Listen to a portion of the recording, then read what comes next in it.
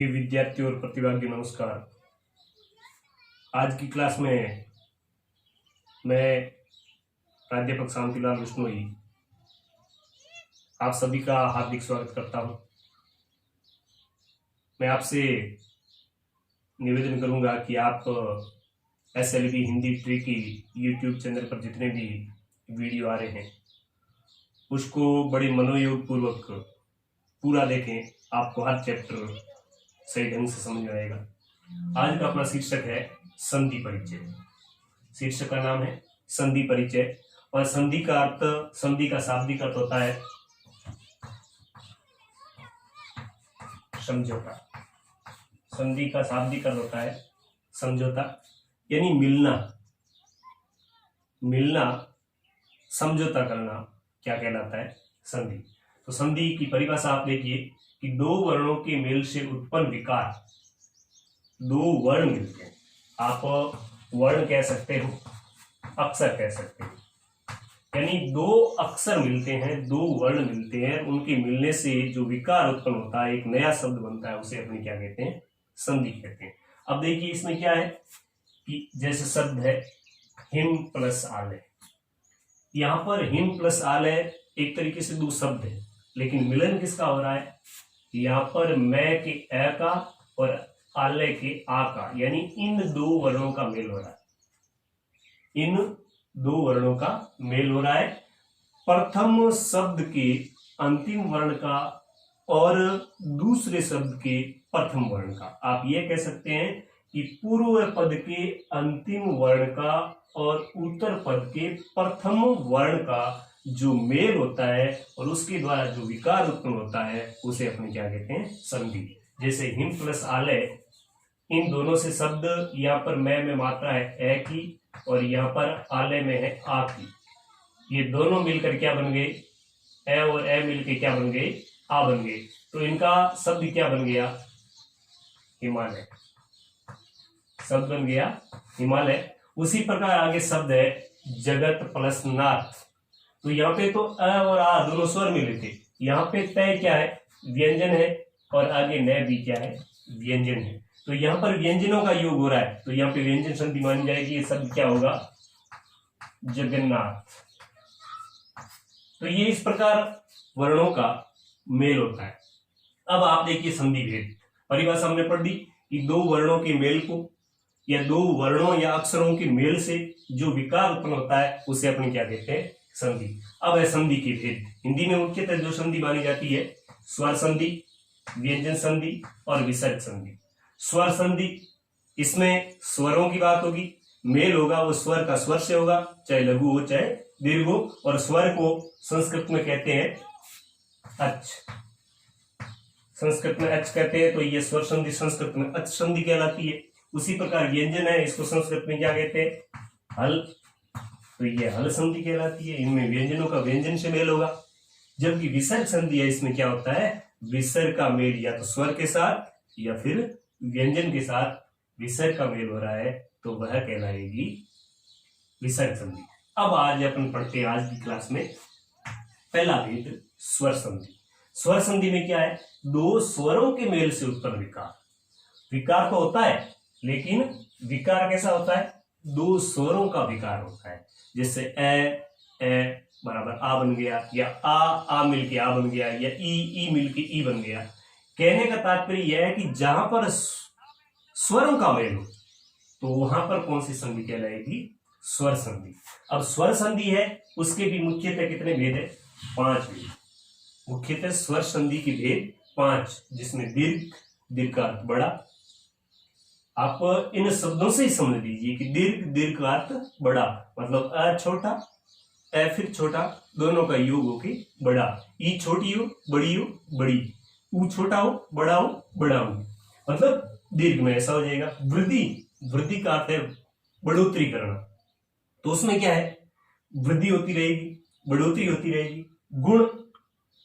गुण संधि में क्या है कि दो वर्णों के मिलने के बाद गुण आदेश तीसरा वर्ण बन जाता है। यण, य व और ल का आगम होता है, और अयादि में आय और आव आते हैं। इनको हम विस्तारित रूप में पढ़ेंगे। आज हम विस्तारित रूप में पढ़ते हैं दीर्घ संधि। अब दीर्घ संधि क्या है कि दो सवर्ण स्वरों का मेल। सवर्ण, सवर्ण का मतलब यह है कि दोनों एक जैसे, दोनों एक जैसे, या तो ए और आ हो, या आ और आ हो, या ई और ई हो, या उ और उ हो। सवर्ण मतलब समान जाति के, सवर्ण का अर्थ समान जाति के वर्ण हो, वो चाहे ह्रस्व हो या दीर्घ हो, वो बड़े और छोटे हो सकते हैं। ई छोटी भी हो सकती है, ई बड़ी भी हो सकती है, उ छोटा भी हो सकता है, उ बड़ा भी हो सकता है, लेकिन उन दो सवर्ण स्वरों का मेल होगा तो वहां पर दीर्घ संधि मानी जाएगी।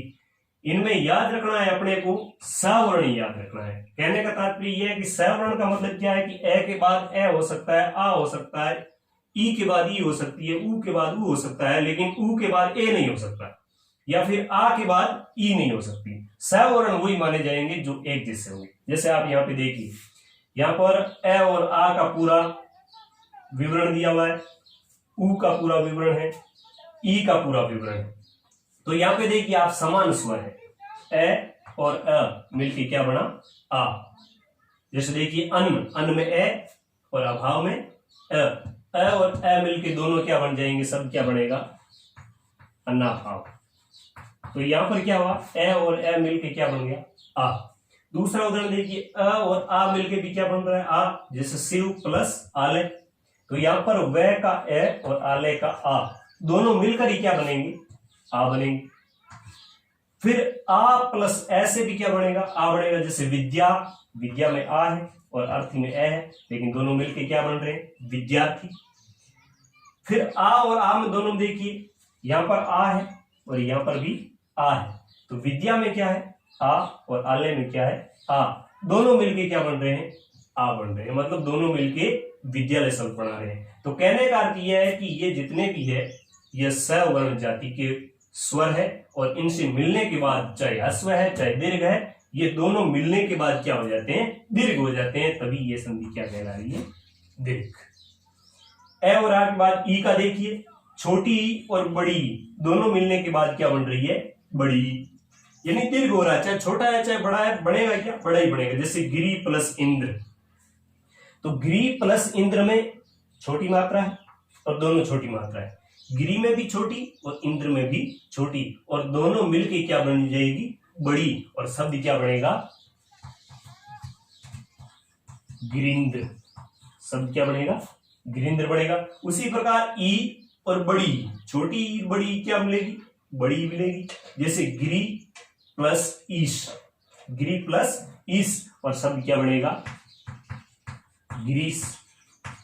अब यहां पे आप थोड़ा ये कंसेप्ट क्लियर कर लें कि इंद्र हमेशा छोटा होता है, ईश हमेशा बड़ा होता है। ये कई उदाहरणों में पूछा जाता है, अपने कंफ्यूज हो जाते हैं कि इंद्र में ई बड़ी होती है या ईश में ई छोटी होती है, ये कंफ्यूज हो जाते हैं। ईश, ईसत, इनमें मात्रा हमेशा बड़ी होती है, इंद्र में मात्रा छोटी होती है। फिर आप देखिए बड़ी ई छोटी बड़ी ई बन रही है। जैसे मही प्लस इंद्र, यहाँ पर मही में बड़ी ई है और इंद्र में छोटी ई है, जबकि शब्द क्या बनेगा, महेंद्र बनेगा। अब देखिए यहाँ पे एक शब्द और क्लियर कर दूं कि मही प्लस इंद्र से अपने क्या बना देते हैं, महेंद्र बना देते हैं। तो ऐसा नहीं करना आपने को, क्योंकि ई और ई मिल रही है तो दीर्घ बड़ी ई होगी। यहाँ पर महा प्लस इंद्र होता तो गुण संधि से शब्द क्या बनता, महेंद्र बनता। उसी प्रकार देखिए आप बड़ी ई से क्या बन रही है, बड़ी। जैसे पृथ्वी प्लस ईश, यहाँ पे पृथ्वी में ई की मात्रा बड़ी है और ईश में भी ई की मात्रा बड़ी है, तो मात्रा कैसी बन जाएगी, बड़ी। यहाँ पे बड़ी है तो ज्यादा विशेष फर्क नहीं पड़ेगा और शब्द क्या बनेगा, पृथ्वीश। शब्द क्या बन जाएगा, पृथ्वीश। तो ये इस प्रकार अपना कंसेप्ट क्लियर हो गया किसका, ए आ का और ई का। अब यहां पे आप देखिए, देख रहे हैं आप, ऊ, छोटा ऊ है, छोटा ऊ है, क्या बन रहा है, बड़ा ऊ बन रहा है। छोटा ऊ है, बड़ा ऊ है, फिर भी बड़ा बन रहा है, यानी दीर्घ हो रहा है। बड़ा है, छोटा है, फिर भी बड़ा बन रहा है, और बड़ा है, फिर भी बड़ा बन रहा है। कहने का भाव यह है कि ये समान जाति के है, सवर्ण स्वर है, और इसलिए जब भी सवर्ण स्वर मिलते हैं तो वह दीर्घ हो जाता है। संस्कृत में कहा जाता है अक सवर्ण दीर्घ, यानी जहां पर अक प्रत्याहार के वर्ण आते हैं और उसके बाद यदि समान स्वर आते हैं, समान जाति के स्वर आते हैं, तो उनकी जगह दीर्घ आदेश हो जाता है। जैसे उदाहरण नंबर 1 देखिए आप, उ, छोटे और छोटे से बड़ा कैसे बना, भानु प्लस उदय, यहाँ पे छोटा उ है और यहाँ पर भी छोटा उ है और शब्द क्या बनेगा, भानुदय। उसी प्रकार दूसरे में छोटा उर बड़ा उर, लघु प्लस उर्मी, शब्द क्या बनेगा, लघुर्मी। फिर है बड़ा उ छोटा उ, और बड़ा उ बनना चाहिए वधु प्लस उत्सव, तो शब्द क्या बनेगा, वधुत्सव। उसके बाद बड़ा उ बड़ा उ, तो शब्द जैसे भू प्लस उद्धर्व, तो शब्द क्या बनेगा, भूधर्व। तो इस प्रकार दीर्घ आदेश होता है। उसके बाद एक संस्कृत में री और होता है, जैसे री प्लस बड़ी री, छोटी री बड़ी री प्लस बड़ी री, बड़ी री छोटी री प्लस बड़ी री, और बड़ी री बराबर बड़ी री। तो इनमें उदाहरण अपने संस्कृत में ज्यादा चलते हैं, हिंदी में इसके उदाहरण थोड़े सीमित है। जैसे यहाँ पे मैं आपको एक उदाहरण दे रहा हूं, पितृ प्लस ऋण, पितृ प्लस ऋण, तो री की मात्रा छोटी है, री की मात्रा छोटी है, तो यहाँ पे सब बन जाएगा पितृण, सब बन जाएगा पितृण। उसी प्रकार मातृ प्लस ऋण, मातृण बन जाएगा, भातृ प्लस ऋण, तो भातृ बन जाएगा। तो इस प्रकार दीर्घ आदेश होता रहेगा। अक सवर्ण दीर्घ नियम के अनुसार आपको चलना है। मानना यह है कि जहां पर भी दो समान जाति के स्वर आएंगे तो दोनों मिलने के बाद वह अपने दीर्घ में बदलेगा।